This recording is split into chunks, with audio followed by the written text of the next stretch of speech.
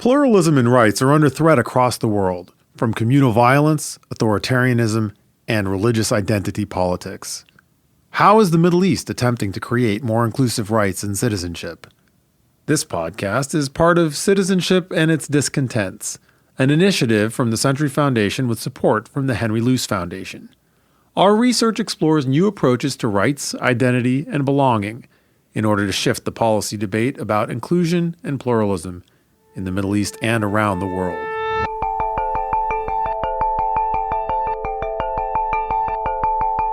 Welcome to the TCF World Podcast. This is Thanasi Kambanis. I'm joined today by Rabab al-Mahdi, Karl Sharro, Lina, Attalah, and Michael Wahid Hanna. Welcome, everybody. Hi. A lot of conversations that we hear in the region about rights and belonging begin with the question of minorities. Minority rights, often Christian rights, and I get the feeling that that's something that grates on a lot of your nerves. What do you make of that as the framework for talking about rights and belongings? So for me personally, obviously I come from a Christian background, and I'm aware of the varying problems with Christian rights in particular across the Middle East, but because of my political preferences, that was never going to be a political vehicle for me to build my politics on, and I think that's the start of the problem for me. I think once you start to frame the problem in that sense, then you become desensitized to the problem of other minorities and also towards more collective frameworks for how we guarantee rights across the spectrum, including to non-sect based groups. So if you talk about atheists or non-believers, what about their rights in that instance? And that's my particular kind of starting point towards talking about the subject. There's another layer to it, and I think across the region, not only in terms of Christian rights, and when you talk about the other groups, these are always open to being hijacked by external interests and diaspora groups that have a kind of very specific political agendas that are completely blind to the nuances of living within the Middle East. So rather than actually helping those groups achieve better rights, they actually contribute to inflaming the situation between different groups within the region. So to just jump in really quickly, I mean, I think there's two levels in which this happens. From my perspective here in the United States, there is the ways in which these issues are filtered through a polarized political environment, and more often than not, they're about domestic American politics. And that produces a very strange discourse that at times I think is right in terms of what Karl is talking about. In terms of a very narrow view that often exacerbates the conditions of the very people they feign to protect. So I mean, I think that's one side of it. I think Karl's opening position from an idealized place is right, because this is we've talked about this in various places now, but this is a question of fundamental rights period, and rights have been stripped across the board. It is not just minority groups, it's a variety of groups, including various kinds of political opposition. But where I begin to differ a little bit is that there are some groups that have specific kinds of grievances that are tied to their communal identity. We just can't get away from that. So it's, in some ways I find it slightly removed from the day-to-day reality, where certain groups are affected certain ways because of the communities that they come from. And when you ask for restorative processes or legal processes, you're asking for very specific things that affect specific groups. So you have this tension in the practical ways in which this plays out in reality. I mean, one of the ways in which I'd echo what Michael says is that I started off in 2011 by being quite critical to a discourse that defends minority rights in the context of Arab revolutions, and I was one of those people who said we need to shift the conversation from identity politics to a conversation that is more centered on how resources are shared, how wealth is shared, and so on. And with time, I think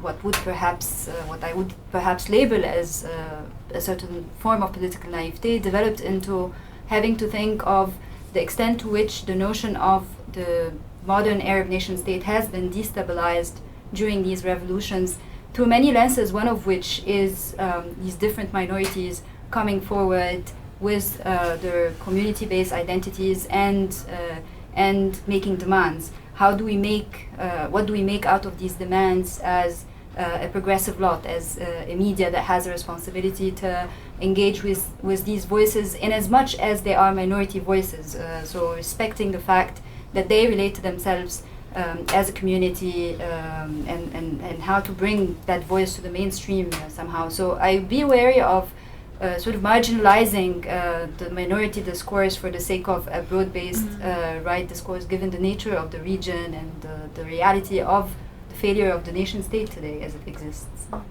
I mean, I completely agree. I think people need to start somewhere. And to assume that people need to start with a grand narrative that talks about, broader, issues of humanism or, the collective good might be applicable to a very tiny minority. But for the majority of human beings, what they're passionate about comes from their own experiences. And if my own experience starts with being, a woman, or being Christian, or being a Christian woman, or whatever, I mean, that it is a legitimate point for starting. And I don't think that this binary of, it's either identity politics, which has to be sectarian, or the collective good at large. Actually, if anything, the collective good should be a summation of the different identities. So it's the rights of the Christian and the woman and the atheist, and they don't necessarily overlap. There are points of conflict, and this is actually welcomed. We need to discuss where they intersect and where they conflict. Exactly, and this is where feminist theories of intersectionality can come in very handy. They can be also sort of broadened to a wider scope of the conversation in general. Well, that's my problem with intersectionality, where I think it's actually I don't understand why it's so fashionable now, because I think, to my mind, it reflects almost the sectarian mindset in the kind of Levantine sense, because it's very transactional in nature. We move from a situation where guaranteeing the rights is a collective, in the sense when we talk about, let's give tangible examples. So when we're talking about the rights of Copts within Egypt, they're underrepresentation in almost every single major public sector, or even in sports, or even in culture or other aspects, or their inability to build churches. So when we talk about very tangible question, to, on the other hand, the more esoteric level in Lebanon, where it starts to talk about dignity in a very abstract way, to justify how many ambassadors you need to get that are Christian within the government. And that's obviously a spectrum. And rather than kind of, for me, the starting point is that in this transaction sense, every group looks after its own interest, and somehow we try to find what the intersections are. If you were to actually work in Egypt towards guaranteeing the total freedom of religion, that wouldn't only solve the Copts' problem, it solved the Shias' problem, it solved the Baha'is' problems, and then that becomes a more tangible thing. I think I'm being a little bit provocative in here intentionally, because this is a podcast. But ultimately, for me, I think the danger of this kind of fragmentary thing is it becomes purely transactional. As you scratch my back, I scratch yours. We can find common points, but what that ends up doing, and you learn from the Lebanese experience, it tends to institutionalize this division and produce political forms that ultimately become more entrenched, that are based on it. And we have 70 years of the Lebanese experience to represent that. It doesn't have to be that way. I mean, nowhere in the world, and historically speaking, have people gone out and said, like the when you think of women and the feminist achievements or the women movement achievements, I mean, they started with practical needs, and then you move from the practical to the more strategic. But no, I don't know of a case in history that was actually successful in bringing about concrete positive change, where people out of the blue sat in a room and said, the blind veil of ignorance, let's all think of the good of the world. Like, you start from something that you care about. It's a puzzle, it's something that's on your mind, it's something that you experience firsthand. You work on that, and then this adds up. And it doesn't have to just be because it's based on a particular identity. It has to be sectarian. That happens when identity is rigid and frozen. So when you freeze someone into, you're just a Copt, but you're not a woman, and you're not an Arab, and you're not an Egyptian, and you're not rich or poor. And this is a particular type of sectarianism, actually, that I think regimes try to build very much, and hence the whole idea of divide and conquer of the population. Yes. Citizenship and Its Discontents is a Century Foundation initiative that brings together dozens of researchers to explore identity, inclusion, and community in the contemporary Middle East. Our contributors conducted extensive fieldwork in the region and aimed to open a new line of discussion in the Middle East and among Western policymakers. To see our research and join the discussion, please visit the Century Foundation's website, tcf.org, and click on the Citizenship tab. You'll find our research reports, interviews, podcasts, videos, and more. I mean, you guys have brought up a lot of different types of identities and types of communities, and one of the things that I think we all notice when we look at who brings up rights in the region and when do rights matter as opposed to not registering politically.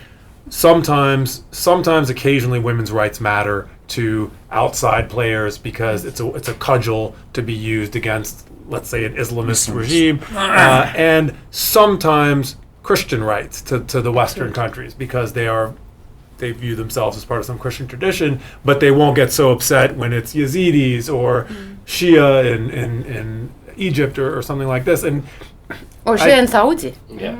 And so, I mean, the question raised by the way you're bringing this up is, I mean, are these really the same kinds of rights? I mean, the rights of women, the rights of religious minorities. What about the rights of secular people or atheists? In Lebanon, some people proposed identifying them as an 18th sect, which is, how absurd is that when you think about it? But their way of managing this, okay, if people who aren't religious want rights, we can give them to them as a sect called non-believers, like the Ladini sect. And that's so absurd, but that's the kind of workaround you get when, and similar where they say, like, okay, women can be a sect too. You can be a Muslim or a woman, but maybe not both. I mean, this is the kind of consociational politics gone really bad, whereby it actually consolidates sects that Karl is talking about. I know that this is not the only way. I mean, at any point we have multiple identities, and choosing to work towards the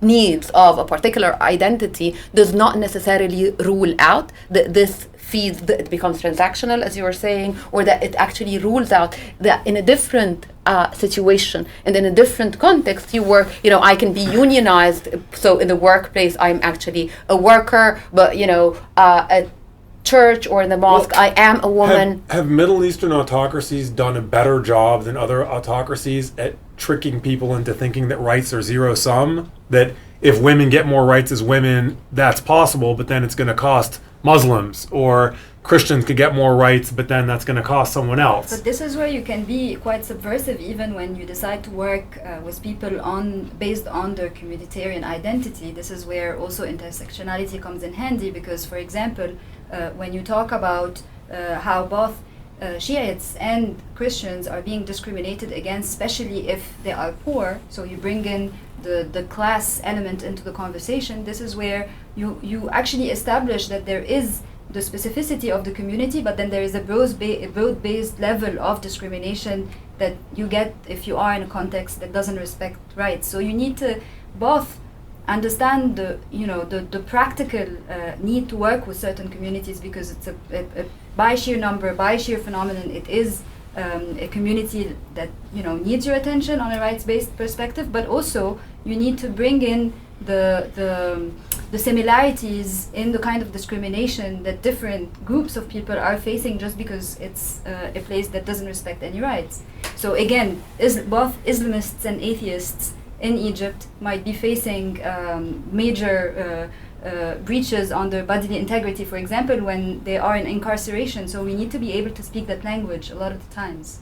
Now, I mean, that being said, it has to be recognized that the kind of narrow communal lens is often the way in which these things get raised. And so there is no politics of solidarity. I mean, it might exist at a kind of elite level, but more often than not, these things are expressed in narrow communal terms, and that can be a problem because understandably people are worried about their kind of narrow existence and the things that are at times existential, and that's a difficult climate in which to breed empathy, to breed that kind of broader politics. It's hard.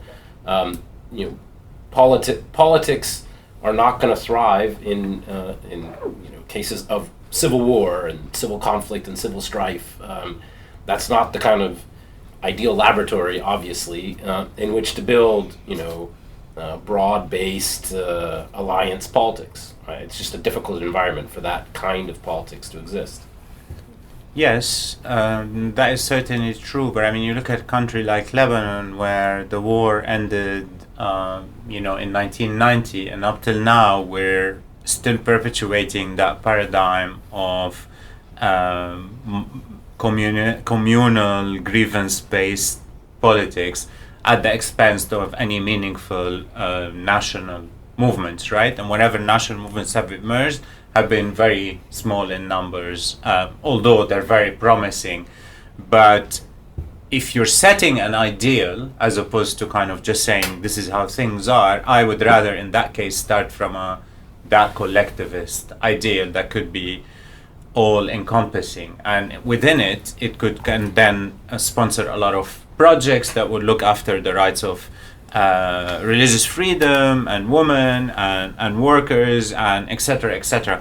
But I think the main difference for me is framing it through this minority prism or identity prism tends to be more grievance-based. So it's always about, the injustices that are done against us, but it doesn't put forward a positive vision for society. So that gets stuck, again, in my experience, reflecting on the Lebanese model, that gets stuck in this perpetual cycle of kind of resolving grievances with no positive visions for society. Now, let me ask you something about the Lebanese experience.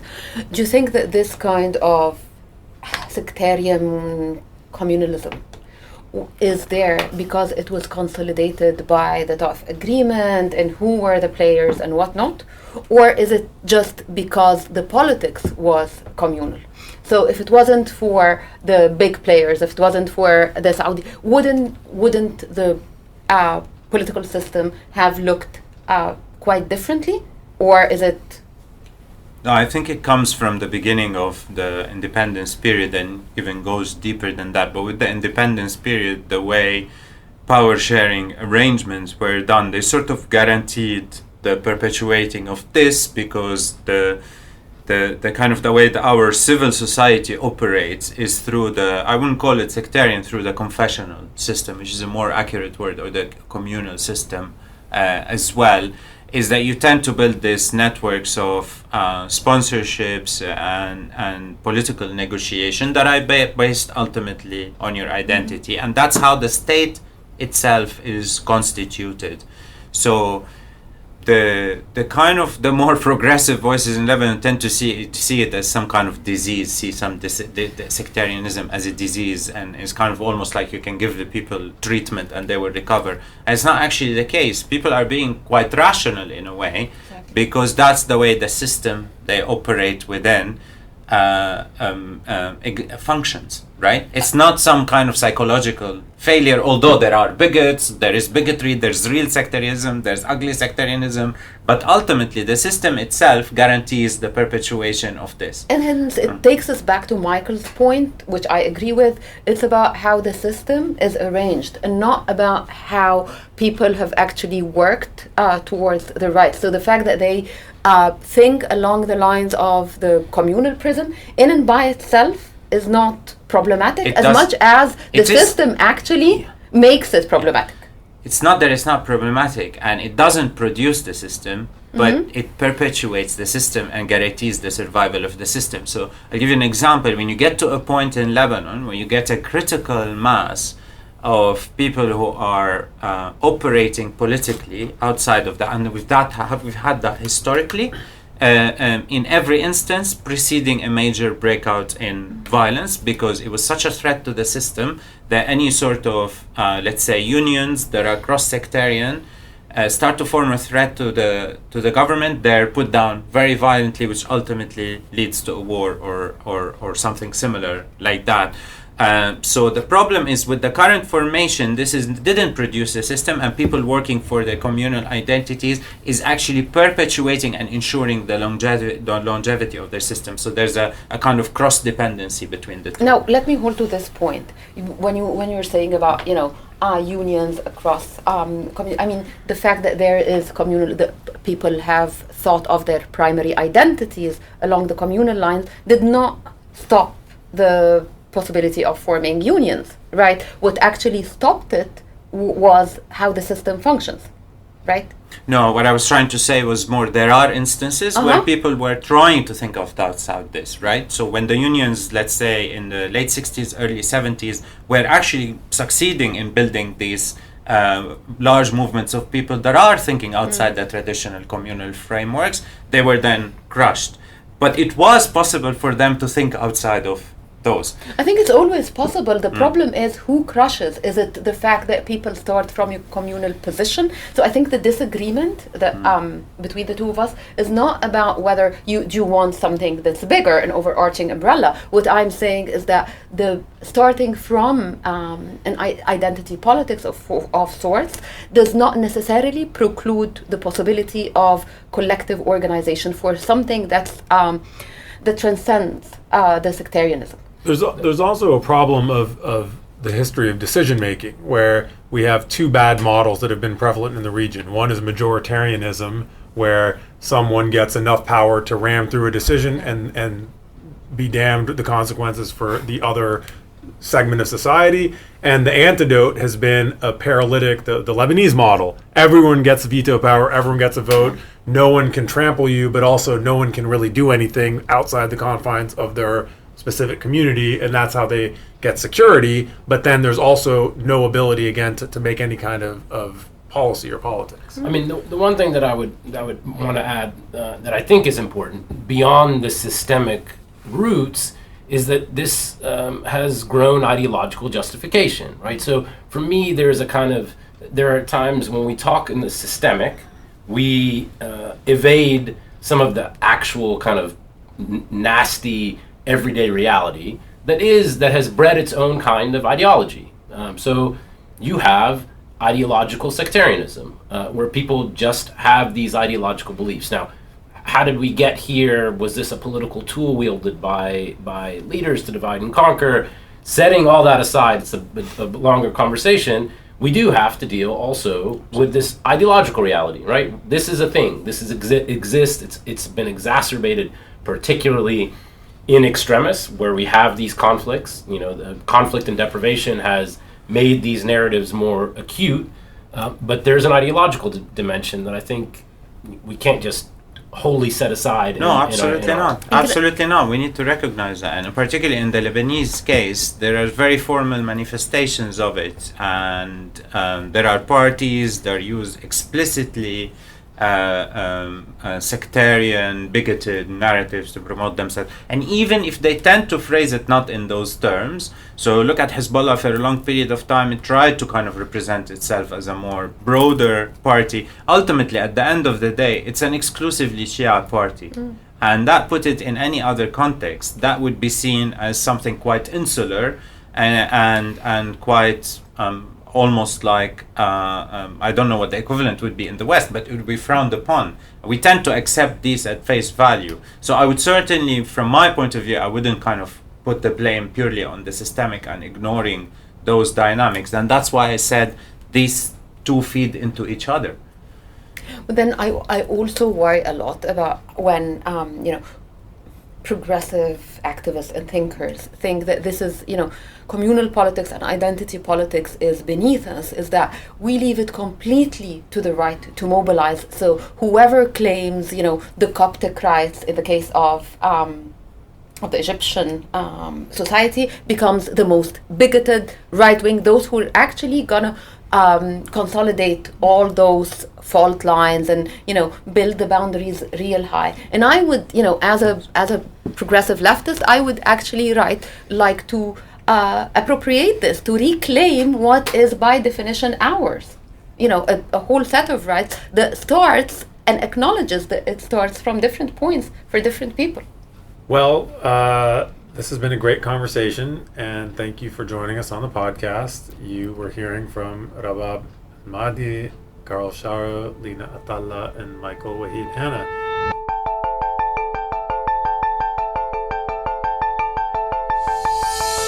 TCF World has been brought to you by the Century Foundation, a progressive public policy think tank that seeks to foster opportunity, reduce inequality, and promote security at home and abroad.